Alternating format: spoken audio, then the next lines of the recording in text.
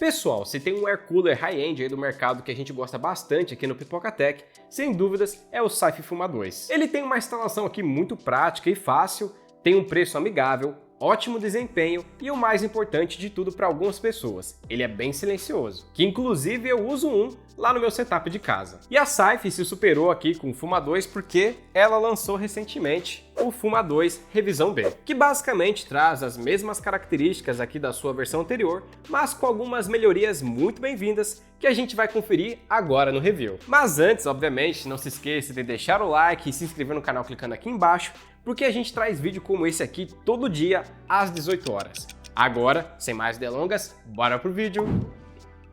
O Redragon Hero é um headset gamer que entrega altíssima qualidade de áudio e de microfone, além de uma ótima qualidade de construção por um preço bastante atrativo, e que ainda por cima deixa você escolher entre 4 opções de cores para garantir que vai encaixar bem no seu setup. Saiba mais sobre ele através do link na descrição. Bom, começando aqui com um unboxing rapidinho do Fuma 2, só para vocês terem uma noção do que acompanha com o produto aqui, nós encontramos obviamente ali, os parafusos, alguns brackets, espaçadores com uma atenção especial ali com uma parte emborrachada para amenizar os ruídos, pasta térmica de boa qualidade que deve servir ali para algumas aplicações e um detalhe especial que eu gosto bastante, que é uma chave Phillips magnética que serve perfeitamente para você montar o air cooler. E pessoal, esse é um detalhe aqui que eu acho bem especial porque eu não consigo lembrar de nenhum outro air cooler que, facilita bastante a sua instalação entregando uma chave Phillips, ainda mais magnética. E antes que eu me esqueça, nós temos também um splitter ali para conectar as duas fãs no CPU fan da placa-mãe. Mas agora, deixando de lado aqui a questão dos acessórios e tudo que acompanha com o produto que eu tinha falado,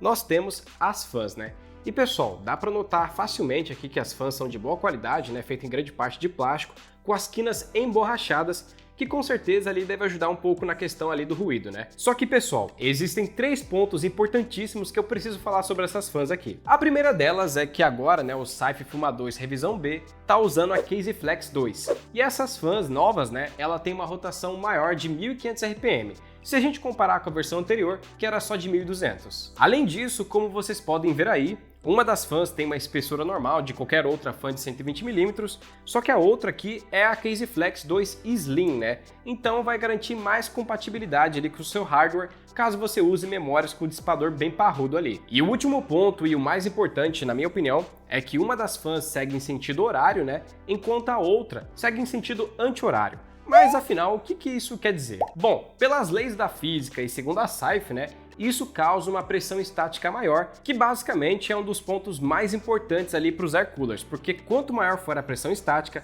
mais força ele vai ter para passar o ar entre as aletas ali do heatsink. E só trazendo uma curiosidade nerd aí para vocês, é que alguns aviões também usavam essa ideia aqui de uma hélice seguida em sentido horário, enquanto a outra seguia em sentido anti-horário. Então, pelas leis da física e aerodinâmica, isso aqui deve ajudar bastante na questão do desempenho. Mas agora, pessoal, deixando as fãs de lado rapidamente, nós temos o heatsink.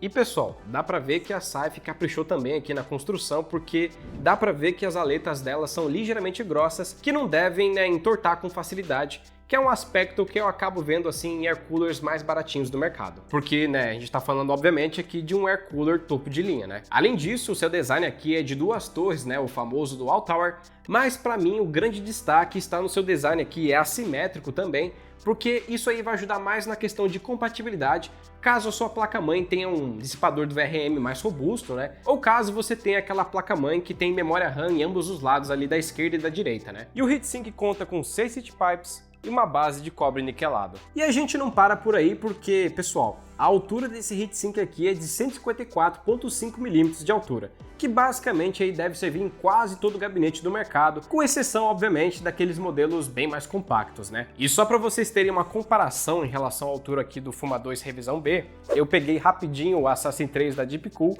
que basicamente é um dos air coolers mais parrudos do mercado em relação à altura, que tem 165mm de altura, enquanto, eu falei anteriormente, o Fuma 2 aqui Revisão B tem 154,5mm. E só para terminar essa questão aí de compatibilidade, o Saif Fuma 2 Revisão B aqui tem suporte aos sockets mais atuais do mercado, tanto para AMD quanto para Intel. E agora ele tem suporte ao LGA 1700, sendo que essa característica não era suportada na sua versão anterior. E na minha opinião, essas são duas mudanças aqui muito bem-vindas, porque vai deixar você preparado para novos processadores ali da Intel, e as suas fãs Case Flex 2 aqui, elas têm mais desempenho porque, obviamente, são as mesmas fãs, só que com mais rotação, que consequentemente trazem mais desempenho ali na refrigeração. Agora que a gente já viu basicamente todos os detalhes aqui do Fuma 2 Revisão B, bora para montagem. Eu já separei aqui todos os acessórios que a gente vai usar e só lembrando que a gente vai montar o Air Cooler no socket AM4 da AMD. A primeira coisa que a gente vai fazer aqui é remover os brackets originais do processador. Mas ainda, pessoal, a gente vai usar o backplate que acompanha com a placa-mãe, tá? Portanto, se vocês quiserem uma dica nessa parte para facilitar, pode remover apenas um bracket para segurar ali o backplate. E em seguida já adicionar, o bracket que acompanha com o Fuma 2, que é correspondente ao socket M4. Mas claro, não se esqueça de adicionar antes os espaçadores com a parte emborrachada virada para cima e depois colocar o bracket usando o espaço correspondente para o socket M4 ali na questão do parafuso. Depois é só parafusar e tá tudo certo nessa parte. Agora vamos adicionar os clips de fixação nas fãs e em seguida colocá-los no heatsink. Nessa parte, por questões de estética, eu sempre deixo as duas fãs na mesma elevação. Depois é só colocar a pasta térmica no processador e aqui, pessoal, eu geralmente coloco uma gota, ligeiramente considerável, porque depois ela vai espalhar muito bem no processador depois que você fixar o heatsink. E só lembrando, pessoal, não se esqueçam de remover o plástico de segurança da base, porque eu já vi muita gente esquecer desse detalhe na instalação. Em seguida, colocamos o heatsink e parafusamos. Mas lembre-se de alternar um pouco entre parafusos para não dar esse problema aqui. E nessa parte fica muito mais fácil porque a Saif colocou guias para usar com a chave Phillips que acompanha com o produto. E por último, é só plugar o cabo splitter nas duas ventoinhas e conectar na placa-mãe e tá tudo certo. Agora que o Air Cooler tá bem fixado ali no computador, vamos para os testes. Mas antes de começar, eu quero relembrar vocês que usamos o gabinete Galaxy Andromeda ali nos testes e também temos as fãs F009 da Redragon em todos os slots, deixando todas as fãs em 100% e a do Air Cooler também. E no teste de ruído, deixamos o decibelímetro com 30 cm de distância do gabinete,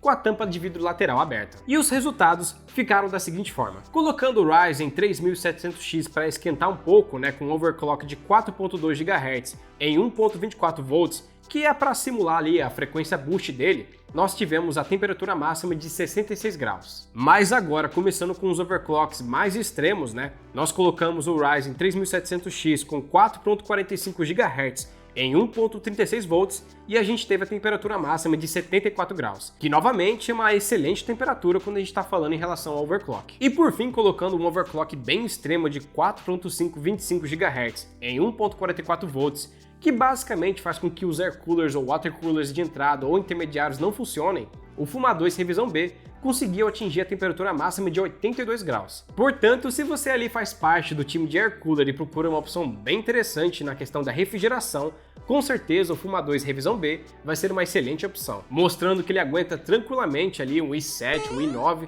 ou um Ryzen 7 ou um Ryzen 9. E por último, mas não menos importante, a gente tem o teste de ruído. Lembrando que a gente deixou todas as fãs desligadas ali do gabinete, deixando só o air cooler ligado em 100% com a tampa de vidro lateral aberta. E o Fuma 2 Revisão B aqui conseguiu atingir ali por volta dos 42, 43 decibéis, mostrando que ele é bem silencioso. Mas obviamente ele acaba sendo um pouco mais barulhento do que a sua versão original, mas meio que isso já era de ser esperado porque agora a gente tem fãs de 1500 RPM e não de 1200. Por isso, se um dos seus grandes focos em air cooler seja o silêncio, eu recomendo vocês darem uma olhada ali no Ninja 5, que também é da Saif, que a gente já fez review, que você pode conferir no card aqui em cima.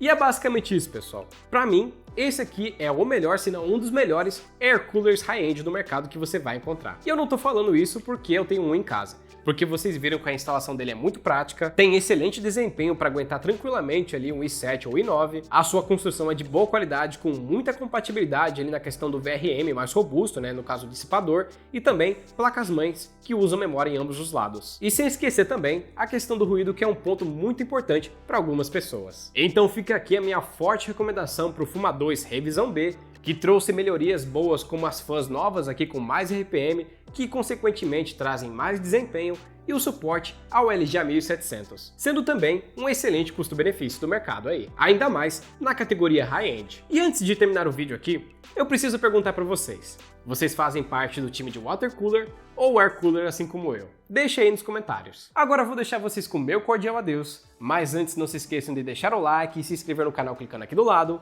e confere esse outro vídeo aqui, que eu garanto para vocês que tá bem da hora. Vejo vocês no próximo vídeo e até mais!